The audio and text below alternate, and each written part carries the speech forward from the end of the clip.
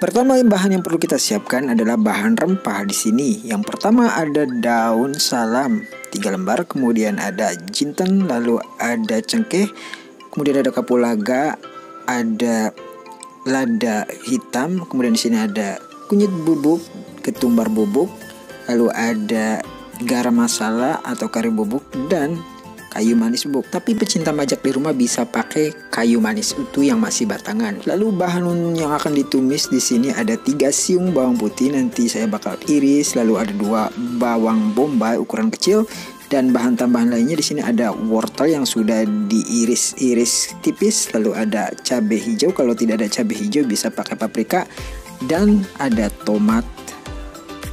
Lalu tentu saja ada daging ayam. Di sini dagingnya pakai bagian paha bawah dan paha atas. Kemudian ada beras yang sudah direndam. Saya pakai 2 cup beras. Nanti saya tunjukkan cupnya seperti apa. Aslinya untuk membuat nasi kapsa ini menggunakan jenis beras basmati, tapi karena tidak ada saya pakai beras biasa, beras lokal. Dan bahan terakhir untuk menumis yaitu ada minyak dan butter. Tapi teman-teman majak di rumah bisa pakai minyaknya saja. Kita siapkan wajan, lalu kita tuang minyak 3 sendok makan minyak sayur. Lalu kita masukkan juga butternya 3 sendok makan butter. Tapi kalau tidak ada butter, teman majak di rumah bisa pakai minyak saja. Kemudian kita masukkan irisan bawang bombay.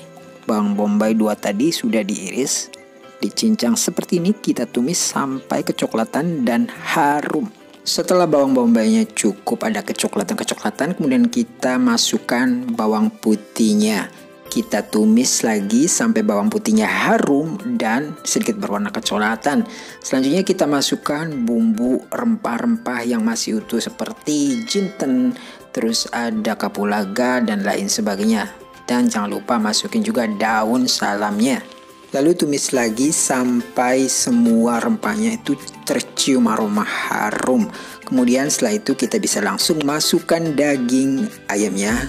Pada resep aslinya sebelum daging ayamnya masuk harusnya ada bahan lain yang ditambahkan, yaitu pasta tomat. Jadi seperti saus tomat itu tapi lebih kental di resep aslinya.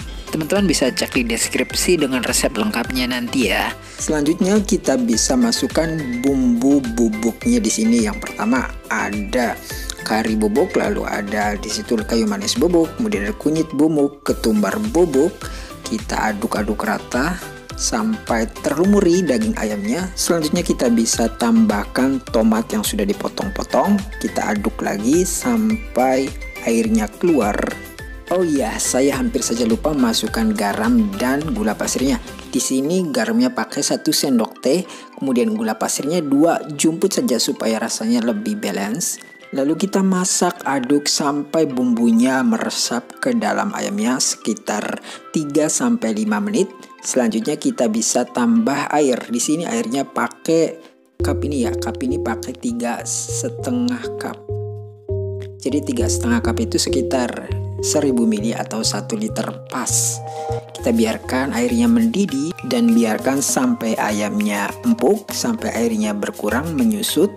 Tapi sebelum itu jangan lupa masukkan cabenya. Kalau mau pedas di sini cabai hijau tadi beberapa cabai sekitar 3 kita iris potong-potong lalu kita masukkan. Dan sisanya nanti ditaruh saat memasak nasi. Jadi ayamnya ini dimasak sekitar 20 menit.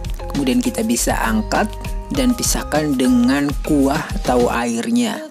Kuah sisa rebusan ini nanti bakal digunain untuk memasak nasinya.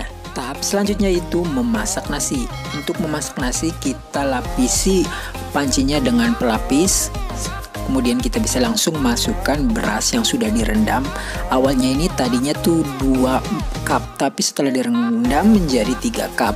Setelah berasnya masuk, selanjutnya kita tambahkan air sisa rebusan ayamnya. Di sini airnya sendiri atau kuahnya ini 3,5 cup totalnya. Jadi untuk nasinya 3 cup dan airnya 3,5 cup. Kemudian kita bisa tambahkan daun jeruk, lalu ada serutan wortel tadi dan masukkan juga cabai hijaunya. Kemudian kita aduk rata. Di sini harusnya daun jeruknya itu memakai lemon, buah lemon, tapi karena tidak ada saya pakai daun jeruk saja. Tips supaya nanti nasinya tidak terlalu lembek dan tidak terlalu keras, kita ukur kedalaman airnya dari permukaan nasi itu segini, 1 ruas jari kurang sedikit. Kemudian kita bisa masak nasinya selama kurang lebih 20 menit. Selama kita menunggu nasinya yang dimasak sekitar 20 menitan ya, dengan api sedang, kita bakar atau kita grill ayamnya terlebih dahulu. Kalau bisa sih pakai bara api ya, supaya rasanya lebih mantap, lebih enak. Karena di sini saya bukan buru-buru karena terbatas waktunya, jadi saya langsung pakai pan grill seperti ini saja. Lumayan hasilnya walaupun belum memuaskan. Dan kalau teman majak di rumah mau lebih manis, bisa diolesi dengan kecap manis.